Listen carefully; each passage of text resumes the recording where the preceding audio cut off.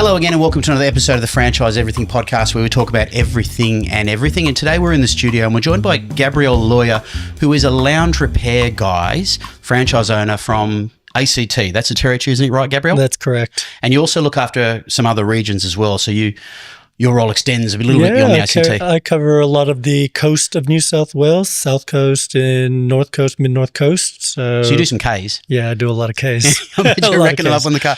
So just for those who don't know, what does lounge repair guys do? Yeah, we fix furniture, so mainly lounges, as the name suggests, lounge repair guys. So anything to do with the furniture repair, the covers, the internals, the mechanicals. Just like, so we don't have to replace these if we've got a rip in them? No, definitely. It can be quite economical to just repair it. Yep. And you got a little bit of an accent, just a slight accent, I hear. Where are you from originally? Yeah, I'm originally from California and been living in California. Whereabouts in California?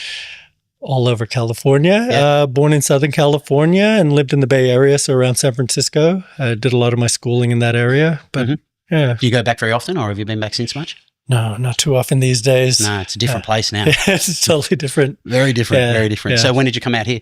I got out to Australia in 2001. Yeah, and the main what were the reasons for making the journey? It's a big journey. Every American I speak to, or you hear on podcasts or everything, go, "My God, the flight! How long was the flight?" Like we do it all the time. Yeah, not worth it. No. I came here as a young man and I was a bit of a bad boy. So you said that to me in the pre-thing. What does "bit of a bad boy" mean? I don't know. Just not got up to stuff. Didn't really do too much with my schooling, and just a wild child. Excellent. All right. So wild child redemption is great. Yes. So 2001, you're out here, and what was the reason you came out here? Like there was a family link, wasn't there? Yeah, I've got my mother's Pacific Islander, so she's from Tonga. Yep. And her sister was here, so I migrated to be with my family. Worked at a lovely cafe in Canberra for a couple of years, and and then just decided to stay. So you were in Canberra. I grew up in Canberra. It's a great place. Love Canberra. Was it a family cafe business you had in Canberra? It was a family cafe. So what was that experience like? What did you imagine? You learned quite a bit there. If you're a bad boy back at school in your grades, definitely. you started from the bottom in a cafe. Learned a lot about the Australian culture, especially the cafe culture, which is quite big here. Didn't really do. We had a American coffee, drip coffee in America, but then came here and you're doing the flat whites and lattes and all of that. 2001, you were still very drip coffee, weren't you? You were still very filtered. Still are a lot in many ways. Well, America, that's how they consume coffee. Yeah, totally. That's right. And Australia consumes it a bit different. So got to know that and got to learn the Australian breakfast and a lot of the Australian culture. And I came here quite young, so learned the Australia drinking culture, which is, I guess, any day is a good day to drink. Which is incredibly healthy for all of us, yes. Definitely. So how long did you work in the cafe and what sort of roles did you have in there? Oh, I'd say about 7 years, from dishwasher to managing the kitchen, managing the floor, managing the staff, and all of that. So, I mean, there's many roles as you can wear in a cafe. I did it all. Every role you need to wear. Yeah, pretty much every role. So the move on from the cafe. So what was the step out of the cafe? You were 7 to about 2008. Yeah. So what was your progression? Because now obviously you're repairing lounges. So what was the progression from 2008? I stepped into a customer service role in office furniture. So like doing office furniture fit outs, So big corporate, like very floors, corporate, that type of thing. corporate, and did that for a bunch of years and managing the fit outs and any sort of warranty type issues. I would be looking after that on a national level and just fell into that and have been working in furniture ever since. So I'm interested in those commercial fit outs type of thing. Is the furniture classed in those sorts of things, the customers for them? Is it very commodity based? Is it just price based? Like we just want that chair at that price? Depends on the client. We did both. So we did both. I mean, we did it for the education department. So for schools, libraries, banks, airports. I mean, furniture for commercial space I've done for a number of years. Partitions, desk, cabling, cable management, task chair, all the ergonomic spiels of this is what you need to sit comfortably and sit well. Standing desks. All of that. Yeah. So can you walk into a workplace now without scanning it like a Jason Bourne for the fit out style of the commercial? I could break down any bit of furniture now. I've handled scanning it all as you're walking in, checking it out. And gives you appreciation for how everything's made. I mean, just seeing that, because with furniture, you're really dealing with a wide range of materials, soft materials and hard materials, timbers and metals.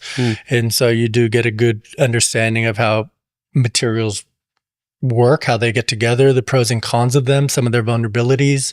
So yeah, just getting that kind of an understanding, and then you can apply that to pretty much everything. Because So were you involved in the design as well? So you were helping people design their workspaces, or just procuring the furniture for it? Mainly fulfillment. So I guess post sale, I didn't really like to deal with sales. I could do without being a salesperson. So anything after the salesperson does their component, I would just take the ball and run with it. So getting the order fulfilled, managing logistics nationally to, I guess, any after delivery issues, making sure that those matters are tended to and resolved.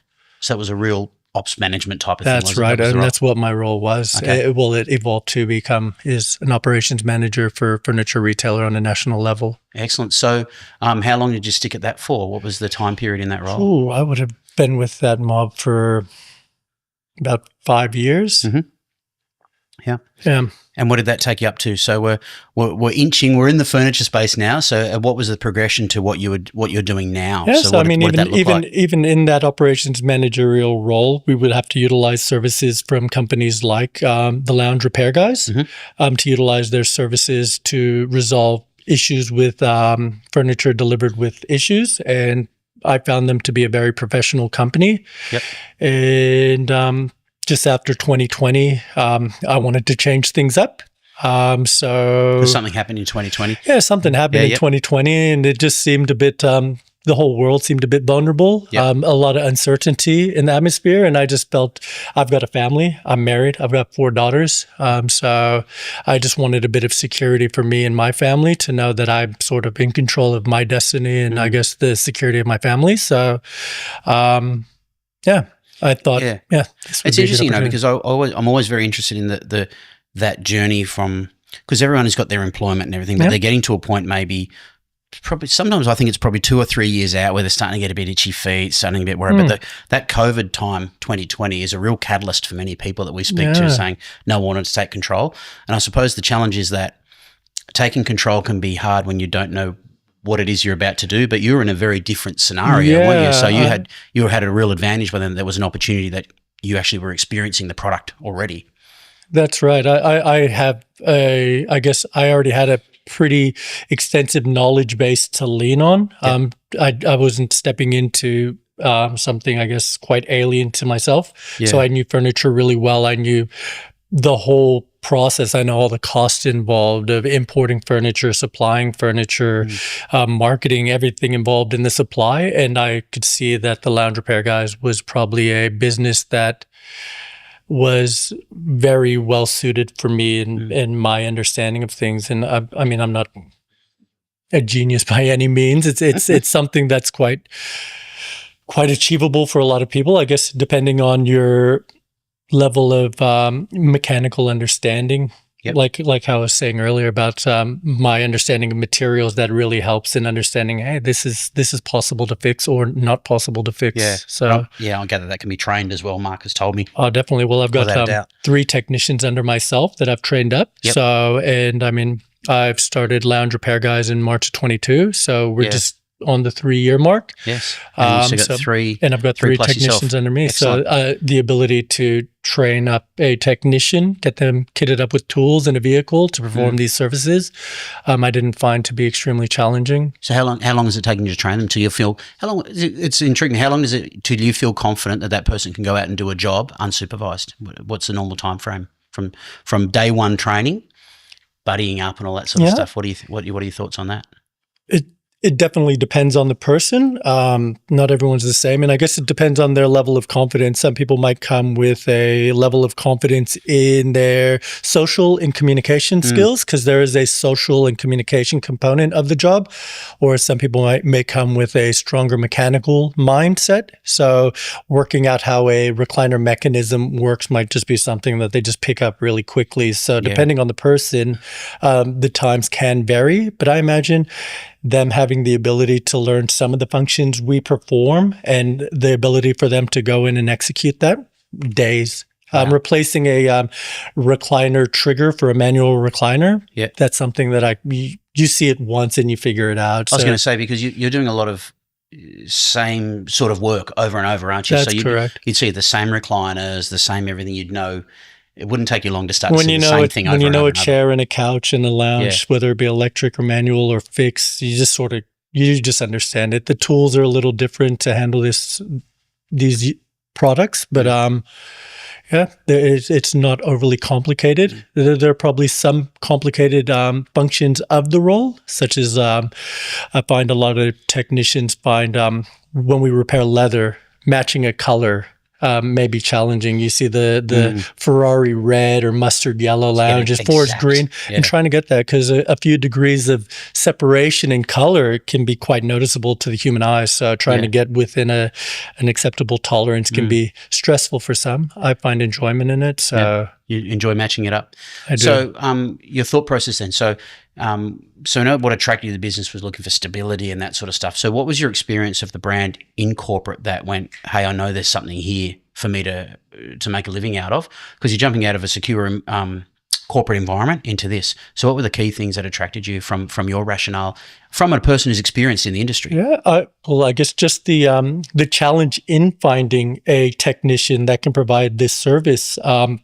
Australia is a pretty big country, and people use furniture all over the country. I don't know too many homes that aren't furnished. So in my position, finding a technician, I did find challenge in that. And I did see the lounge repair guys growing. They were based in the Brisbane area. And then I saw them taking moves to really expand, reaching into Victoria and Melbourne, reaching into New South Wales. And I just thought it was a good opportunity to work with this team that I thought provided exceptional service. So, and with my knowledge of the cost of furniture, there's a need for it. If you can, you mentioned, sorry to jump in on you then, but you mentioned something to me in our little debrief we had before this about your view of it.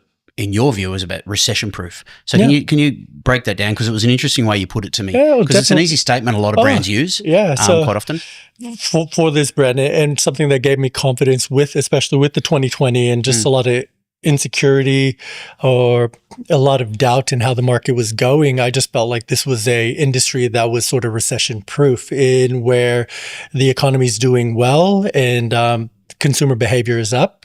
Furniture sales go up. Everyone's buying furniture all over the place. And we work with a lot of corporate clients, so the retailers, and they need our services. The more furniture they sell, the more of our services they need. Because there's more potential of damage and on warranty transport claims. Damage, electrical issues. It could be anything. And some of our retailers give a pretty generous warranty policy, some greater than 10 years. Some offer lifetime warranties on components. So we're insured to get work through that. And if people start to pinch their pennies and watch their dollar, they might not go out to buy a new lounge. They might not have the thousands of dollars to replace a lounge. So replacing a seat foam on the one seat that they really love might cost a couple $100. So they might choose that option. So choose to repair instead of replace. Of course. So and that was the thing we were talking about, wasn't it? Was the win-win for you? Definitely. So it depends who. You need to sit down, and you want to sit in comfort. So if our customer is what we consider a private customer, somebody that wants to get their furniture fixed so that they can continue to be comfortable in it, or whether it is the person that's buying a new bit of furniture that needs it to be repaired under the warranty. So either way, I just felt that we wouldn't be disrupted whichever way the economy went.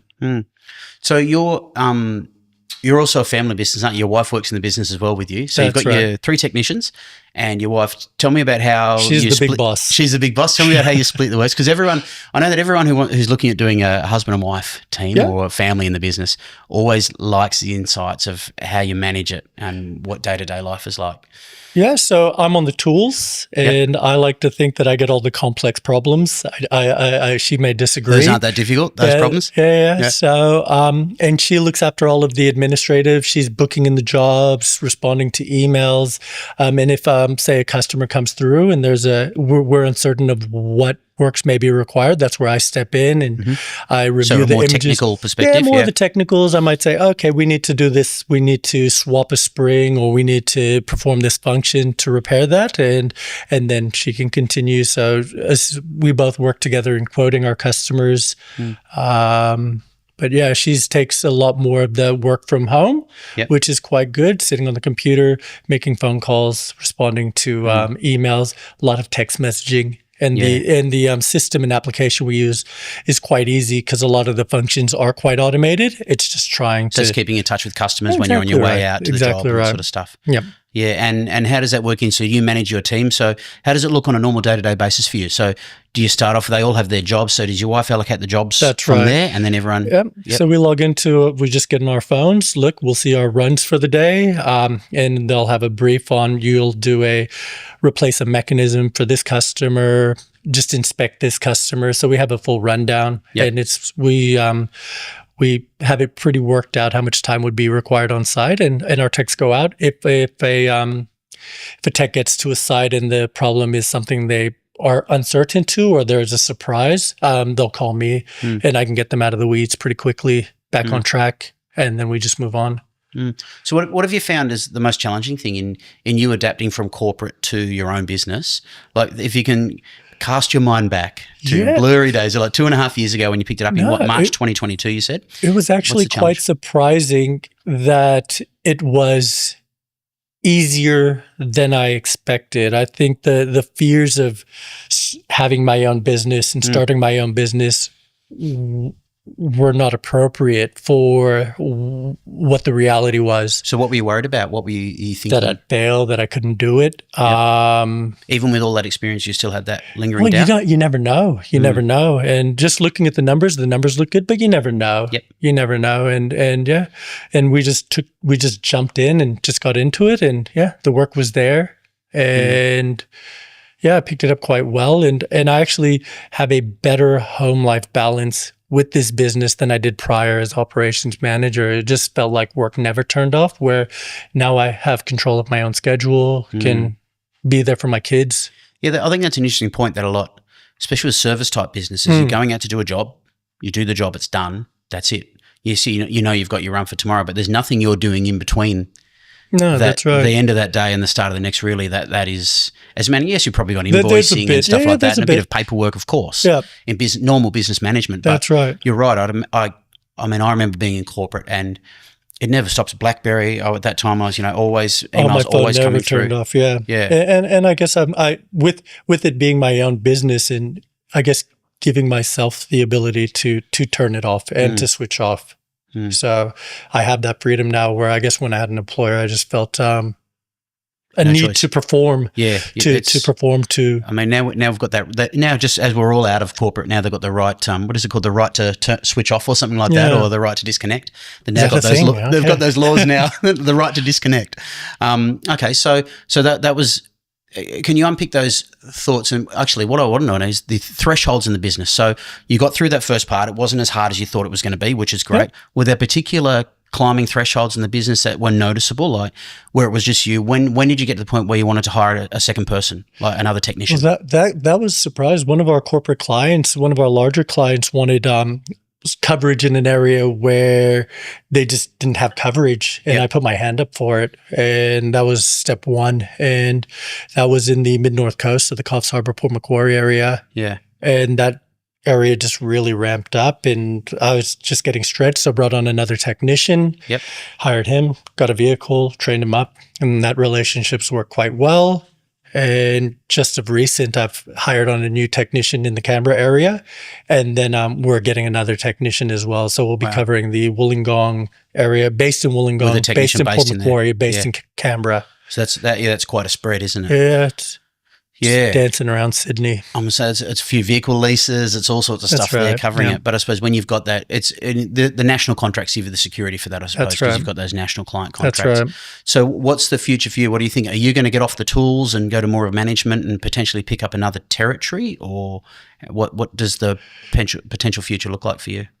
letting go of the tools will be hard. I like tools. Do you? I like being on the tools. Got to get off those tools. I know. Does everyone tell you that? So I'll try to manage. Yeah, I'll manage with maybe a earbud in and on the phone and on the tools at the same time. Multitask. Yeah. But I probably look into, at this stage, probably just focusing on the 3 technicians plus me. And really maximizing the business, and then maybe reviewing in a year or 2 to see where we want to go from there.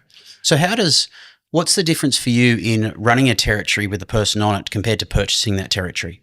So it becomes a value proposition. I suppose it's an asset you own then. If you're managing that territory, you don't technically own that one, because this gives you the ability to spread out for a bit, test those regions out, doesn't it? Definitely. I guess for me, it's